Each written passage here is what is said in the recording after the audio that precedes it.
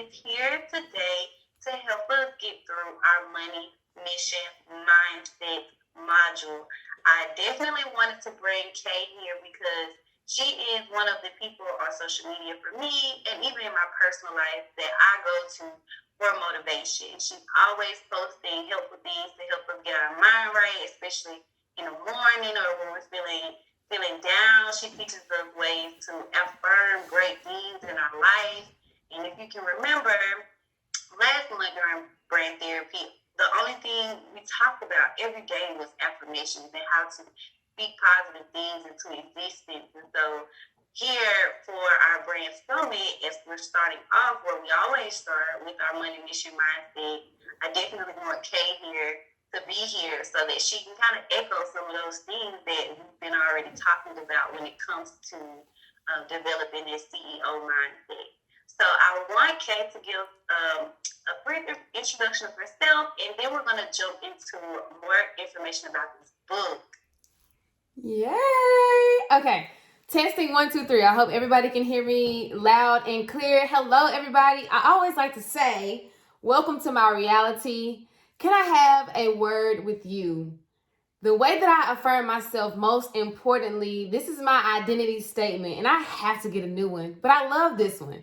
And it is, I am a captivating, confident, called visionary. Okay? Period. So I say that to myself because that's who I want to embody and embrace every time. I'm also known as the Vibe Master because I am always so sensitive to my own energy, but to other people's energy as well.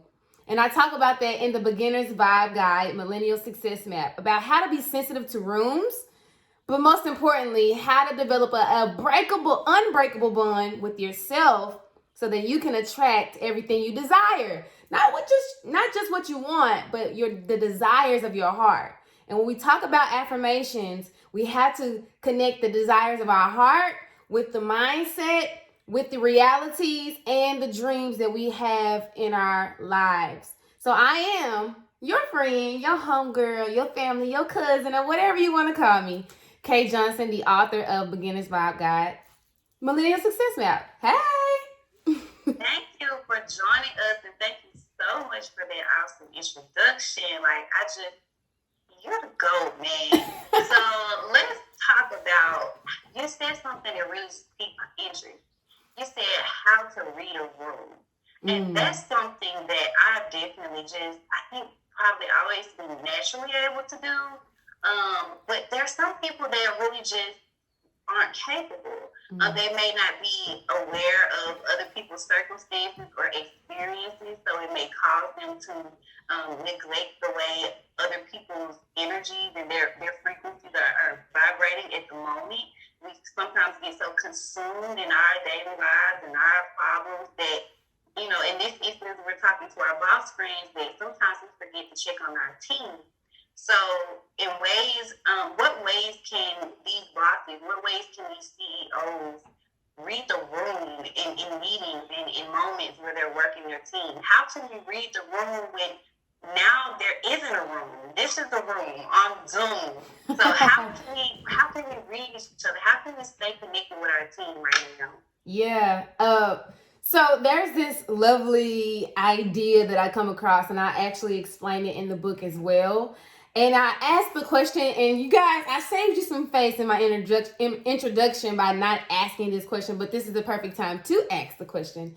And it's, are you a thermostat or are you a thermometer? So a thermometer just takes the temperature in the room, right? It's 70 degrees in here. Oh, it's super hot. It's super cold. Oh, okay. We know the temperature in the room. We know who's in the room, right? So I know that Oprah's in the room. I know that Beyonce's in the room. I know that I'm in the room. But am I actually felt? Is my presence sensed? Right? And so when we think about a thermostat is the device that regulates the temperature in the room. So I get to change the feeling in the room. And let's think about this too. Here's an idea. As a CEO, as a leader, you have to understand that as you are walking into the room, you don't always have to speak. You don't always have to say something. There's a power in you just listening. I was listening to John Maxwell, my favorite leadership person ever, outside of myself. He was talking about relatability and sense making, and he also talked about how to like connect. And so one of my superpowers is engaging and networking with people in positions of power and purpose. I don't think power is purposeful without purpose. And so as a CEO, you have to know that being able to connect calls for you to inquire with people. And when you inquire, you get interested. She talked about like, oh, we're all in our own problems in our own head. Yes, most of the time we are. We live in our own reality. That's why I said welcome to my reality as we started off, because you're literally entering what my reality, how I operate in my reality. And so when you start to inquire with other people, genuinely seeking and understanding and not trying to just put your agenda on them as a CEO, that is important. And so even leading into this conversation today, I was like, whoa, like that's what you have to do. When I was in network marketing, they always told you to think outside of yourself. You literally have to think outside of yourself, but taking that a step further is inquiring, not just advocating for yourself as a CEO. And advocating means I'm stating my position. I'm stating and explaining what I want to happen. Versus you inquiring and asking those people who are working with you, partners or people that you maybe even go to for advice or suggestions. You're inquiring to get a real understanding, a genuine understanding of what their position is. And so this can help us not just read the room, but become sensitive to the room's needs, and then insert our power tools in that room, or our power forces in that room, so that we can all actually like make something happen as a CEO or as a company, or as just, even just in life, like personally, like you need to do that personally too. So I hope that answered the question. Yes, most definitely. That was amazing. I want to talk about mission statements. Because in this module, that's something that we work on. So we help them draw out their mission statement and their core values, their corporate objectives. Mm-hmm. So these are things that they want their customers, their potential customers, and their employees to know about them. So some examples of core values for some of our companies that we work with would be honesty. It would be punctuality. It would be authenticity, showing up to work as your true self. So what would you say are your top 3 core values for your brand? Well, I actually have 4, and that's a great question. And I think punctuality, honesty, authenticity are really good. They're really, really, really, really good ones to even pull out. So who's ever those are, great job. But for me, I have 4, and that's originality, creativity, excellence, and faith. Oh, yeah. So let's start at originality, because this one hits home for me, because I've always felt and I've always known that I'm different and that I'm special. Not because people have said this, because I had an innate feeling as a woman that I trust myself, that there has always been something different or special about me, or unique. And there is that thing about all people, but there's a difference when you kind of connect with that and unlock that difference and that uniqueness, because you do have a beautifully designed DNA, but for you to understand that and how to bring that out and have that translated through what you do through your mission, that's something that is going to take a little bit more effort, attention, tears, pain, whatever that may come with that. So originality for me is all about just being you. Like, there's no other you out here. You have not done this life before. This is your first time walking in your shoes, like living in your body as a spirit, as a soul. So originality is like going back to, like, just because everybody's getting married doesn't mean you have to. right? Just because it's societally like accepted doesn't mean that you have to think that way. And usually when everybody is thinking a certain way, and that's the bandwagon, and I want to go the other way because obviously something everybody doing that over there, I need to be trying to do this over here. So originality, then we have creativity. I am a creative just girl. I sing, I can dance, I love to like just create. I'm an abstract thinker, so when it comes to analytical and like logical sometimes thinking, I'm like, oh my goodness, this is so hard. But creativity, you don't use it. Maya Angelou says once you use creativity, you can't use it up. It's always more. It's coming, more is coming, more is always overflowing. And so when it comes to me writing or me singing or me like even spitting some bars or something like that or whatever, it's like, wow, I can tap into my creativity. I'm musically inclined. And creativity is what makes the world colorful. Nature is creative, right? We have all these different animals, like the water, like all this stuff is going on with Mother Nature. That's creativity. We are creators of our fate, our destiny, if we decide to join in with that. With nature and the universe, with all it's got going on. So creativity to me, it's just really fun. It helps us stay childlike, and it helps us to stay like, oh my goodness, I'm living my life for the first time type of thing. And then we have excellence. I just operate on a standard of excellence. Whatever that standard is for me, that's what it is for me. Beyonce's standard of excellence is going to be totally different from mine, and that's okay because she Beyonce, and she is way ahead of me in the infinite game.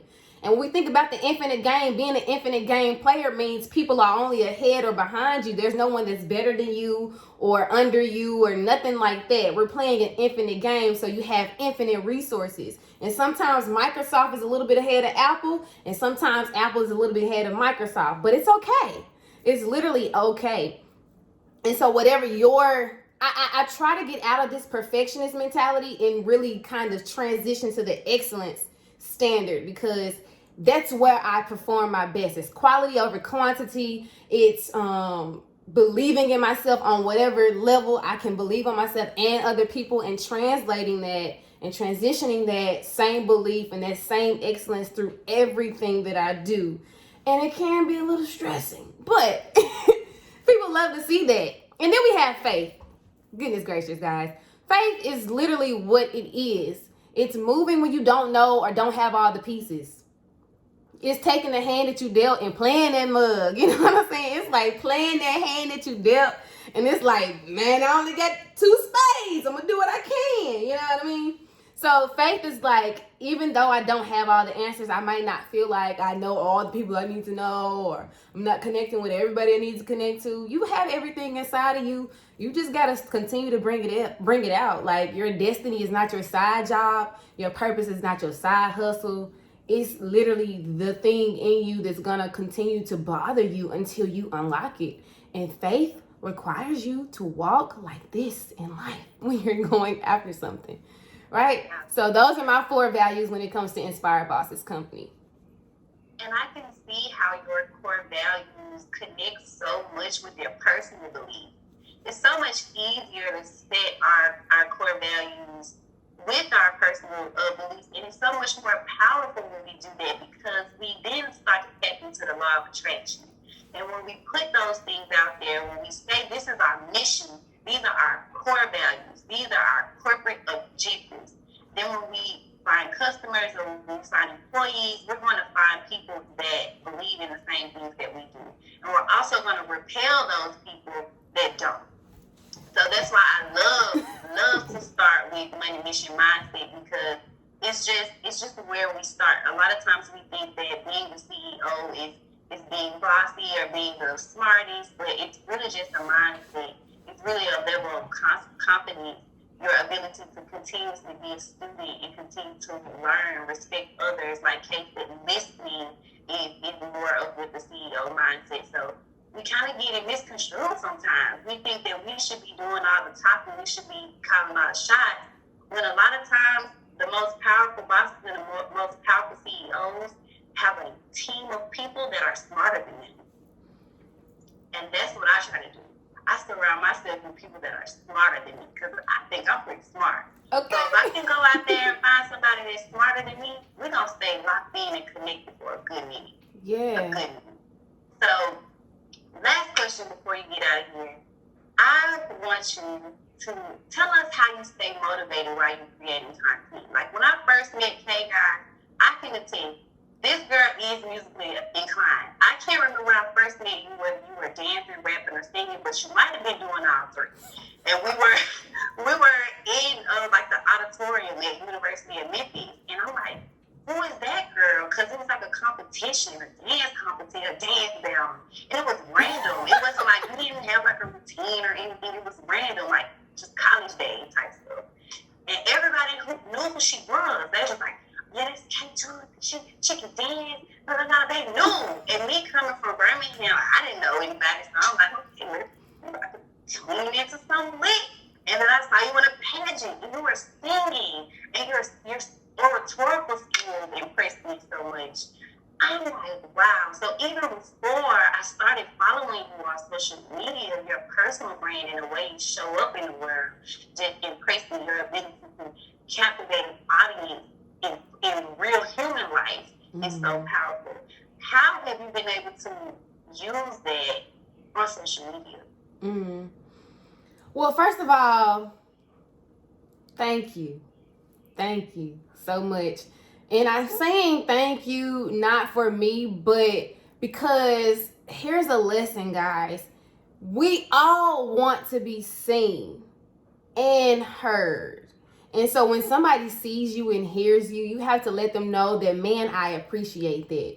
That's a little freebie. However, I did want to kind of double back to what you said about being smarter. Then I'm gonna transition into the question. And I think, guys, what Kaylin is saying right here, Miss Boss CEO Kaylin is saying right here, she's saying that people are smarter than you when you put them in positions where you are weak, right? You have strengths and you have superpowers that make you like, oh my gosh, like whoever you are, S on my chest or Wonder Woman or whatever it is, right? But then you have people who are also can put on their S on their chest or the Wonder Woman on their chest because they have a superpower in the area that you may be limited or weaker in. And so when you put yourself around those people, they are smarter than you. And also you have something to kind of improve upon, like a standard to kind of go up in. And so the biggest room in the world is the room for improvement. And that's going into the question, that's how I operate. It's like, how can I be a better person? How can I be a better person to other people? Like, how can I help and empathize more people when I come across them? So when I wrote this book, when I was doing what I was doing in college, I ain't always been perfect, y'all. My story, let me tell you, we ain't just getting here, baby. Look. But it's a story of overcoming self-doubt, lack of self-worth, lack of vision, lack of feeling like I'm the light, because I am the light and you are the light as well. And once you know you're the light, it's like you don't turn the volume down, you put more watts in your light. And so how me being me translates into my company is just, it's an extension of who I care for, the people I care for. It's an extension of my voice being now curated to talk to certain matters. And being a single, young boss CEO in the 21st century as a 24-year-old, at the end of the year, I'll be 25. It's something so different. And a black woman that is so different, because walking in your power does not mean you have to have anything connected to that is external, that validates who you are and what you do. And so when I think about being a single millennial woman on the end of the single millennials, it's really saying I'm okay. I am a full person. I am pursuing purpose. And I had to just say this. I had to go through life, and I had to go through some of those ups and downs and pains and traumas and everything like that to divorce some ideas that I had about life, to divorce some fantasies that I created through imaging from external society forces. I had to divorce those things so that I could become and stay original.